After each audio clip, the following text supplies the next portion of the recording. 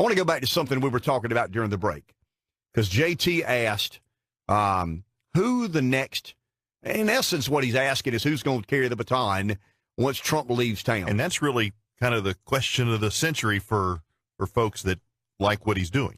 I think the first question was whether or not it was sustainable, whether or not the Republican Party really and truly wanted this to be a part of their ideology. There was a lot of pushback. The Republicans lost control of the House of Representatives in large part because a number of people retired. We always have retirees in both parties, but the Republicans have a disproportionate number of retirees because people just got fed up with Trump. They didn't want to be a part of that. This ain't what I signed up for, man. I mean, this ain't the way this city and process is supposed to work. But the American public liked it. I'm not saying by overwhelming numbers and by an overwhelming majority, but Trump's approval ratings have steadily and slowly crept up from the low 30s to the mid 40s. I mean, he's in historical norms as it relates to approval ratings. So the Republicans now have, the voters have made this decision for the party. I mean, you don't have to hit them in the face with a wet mop. I mean, they know what's up. They know that they're trying to regurgitate some of the components of Trumpism has been successful and unsuccessful. So what they've done now, Rev, is we've accepted the fact that this party will always have a heavy element of Trumpism. But who's going to carry the flag? Who's going to fly the flag or carry the banner after the founder and chief executive officer of Trumpism leaves town? And I think JT asked the most important question the Republicans have to deal with. There is no doubt Ray's right. I mean, there is no doubt there's a changing demo in America today that favors the Democrat. I've never disputed that. I just believe for the short run, the Republican base can overvote and still win elections. It won't happen forever. I mean, it's inevitable that this changing demo will change the voting dynamic in America. I just believe, and that's why I thought Trump could win, I think it still looks enough of a certain way that if a higher percentage let's be level, let's be gut level, the white working class, let's not dance around it. Doesn't make me a racist to say that. Let's be honest, if the white working class work in disproportionate numbers, the Republicans will win a lot of elections. Nobody wants to say that because we like to believe in diversity and, this kumbaya attitude in American politics. That's the truth. If the African-American vote in America overvotes disproportionately, the Democrats have a good run. If the white working class American votes, the Republicans have a good run. I believe that there's still a short window that the white working class can overvote and propel Republicans to victories in presidential elections. I do believe, as Ray said, I don't deny the changing demographic, and it is challenging. I just believe this. I believe the message of economic populism, when preached, that's right, when preached the right way, is a winning message. It's a winning formula.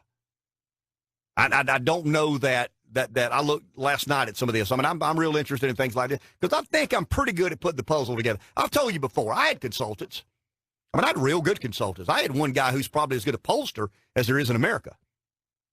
He's as good as Robert Cahaley. He's as good as anybody in the country. He was my chief consultant and pollster. Did a lot of work with, you said you heard his name mentioned on the Rush Limbaugh show. Right. He's as good as there is.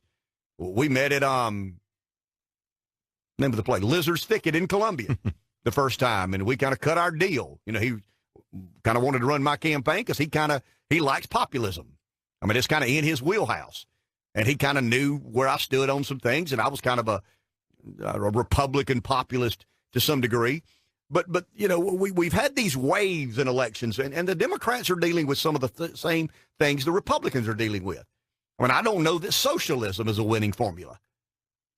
But I don't believe tried and true conservatism is a winning formula. I looked back last night at some of the religious vote. The white, born-again, evangelical Christian voted 75% Republican, 22% Democrat.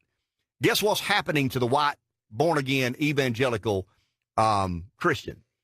They're becoming a smaller percentage of our country. Now, I don't think that's a good thing, but it is what it is. I can't change that. I'm not in control of that. The religiously unaffiliated, and this is a growing demographic. That's why I wanted to contrast these two, voted 70% Democrat, 28% Republican.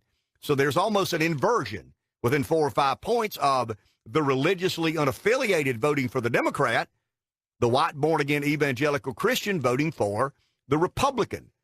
Guess what's in decline and what's on the rise? The religiously unaffiliated are on the rise. The born-again white evangelical Christian is on the decline. There's one of the demos Ray's talking about. I don't want to put words in Ray's mouth, but I think that's kind of where he's headed. And it's not just African-American. It's not just Latino. There are subsets of people all over this country that are less traditional than Americans are. And I think you got to rebrand and revamp what the party's priorities are, that being the Republican Party. And I don't think it can be, I just don't think it can be the old version of George Will intellectual conservatism. I don't think there's much of an appetite in America for that. I think Republicans lose if they go down that road. If you elect I think Rand Paul's appealing. I think there's a lot of young people. I don't think there's many Hispanics nor African Americans, but I think there's a lot of young people who find libertarianism very appealing, very attractive. You know why, Rev? You know the biggest, I misspoke earlier and yesterday. You know the biggest winner of the midterm election? By far, marijuana. Marijuana beat the House Democrats. Marijuana beat Trump. Marijuana didn't lose a damn race. Really? Recreational marijuana, medicinal marijuana, everywhere of marijuana was on the ballot. Guess what it did? It won. Now, I don't think that's good. I just think the more people in America stoned, the bigger problems we're going to have. I understand the medicinal. I think there's some research there to suggest it's valid. I get that. You know, we've got, and I'll be honest with you, I know for a fact that the liquor industry has propped up the argument that marijuana is a gateway drug. Marijuana may or may not be a gateway drug. I don't have any idea. I don't smoke marijuana. I don't like to smell it. Don't like to be around it. When I was younger, I was around it. Not a lot, but some. Daddy called them reefer heads. Messing with reefer heads, you'll be in jail, son. I'm telling you. Messing with reefer heads, you'll be broke or in jail. A lot of truth to that. Yeah. But what I'm saying is that there's a fair debate about medicinal marijuana. And the only reason I would engage in that debate is because of what the opiates have done to America. You know, and to suggest, okay, I'll write your prescription for the most addictive something or other on the planet, but I'm not going to let you smoke marijuana if I think, despite me believing that there may be some component in there that helps you with your pain, your chronic pain. I just think that's an unfair, that's an illegitimate debate. But recreational use of marijuana, I got a problem with. I don't think it's good for the country. But there's a lot of it goes back to Rand Paul. Well, Rand Paul's kind of a live and let live kind of libertarian. And I think that is very appealing and attractive. And I think to some degree, Trump's economic populism is a little bit libertarian. It's a little bit odd. It's against the contrast or norms of what I'd call GOP standard bearer politics. But yeah, I mean, marijuana won. I can't think of how many ballots it was on. It was like 13 states. I don't think anybody voted it down. Now, I don't think it was on the ballot in South Carolina or Alabama, but it was on the ballot in some of the more moderate states, and it got voted in overwhelming fashion. Well, that's what I think the Republican message has to relate to. It's got to have a tenor of libertarian in it. It's got to have a tenor of I'm not going to use the government to tell you what you can and can't do. And see, I think that's where the Democrats can misplay their hand. This socialist element within the Dems. I think the young people are, when you tell young college graduates, young people in particular, who don't have any money, that we're going to give you free college and free health care, that's very attractive and appealing. Next thing you know, they get married, they have a kid, they have a family, that they're living in the real world, and they begin to kind of relate to, okay, you can't do that. I mean, you can't. They begin to pay taxes, is where I'm headed. When they start paying taxes, they'll say, wow, I mean, that crazy stuff I believed in 6 or 7 years ago, surely I don't believe in that any longer. And I think that's where the Democrats could misplay their hand, and I think that's where the Republicans could have an opportunity.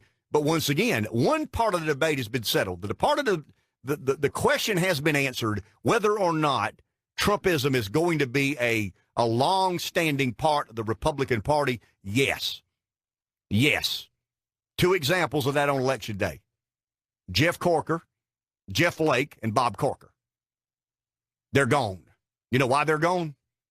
Because they hedged their bets that Trump would be a flash in the pan and would move on down the road, and order would be restored, and people would come to their senses. And guess what? Jeff Flake and Bob Corker will not be in January of next year. They will no longer be U.S. senators. So that question's been answered. That score has been settled. Now, who carries the banner? Who flies the flag? And I don't think we know yet.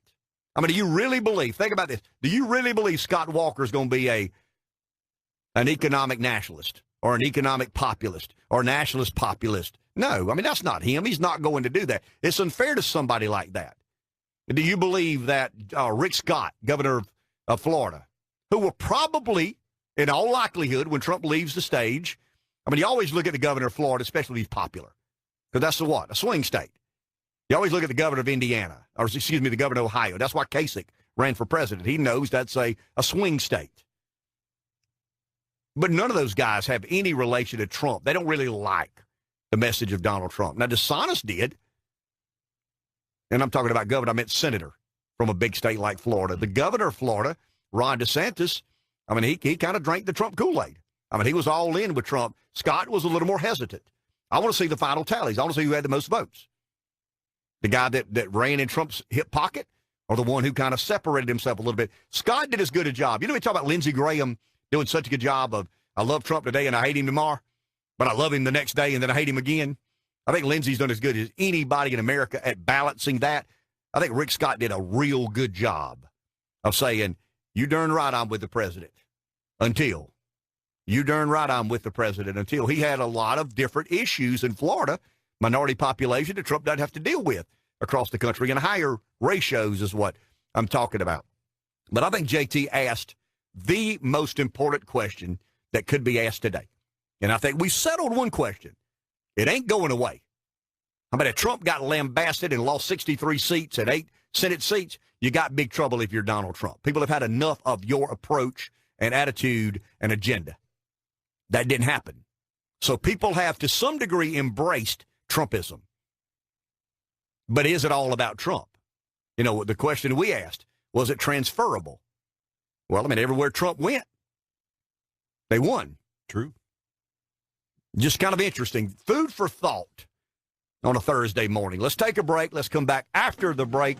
Thanks to Schofield's Good Morning PD Live 95.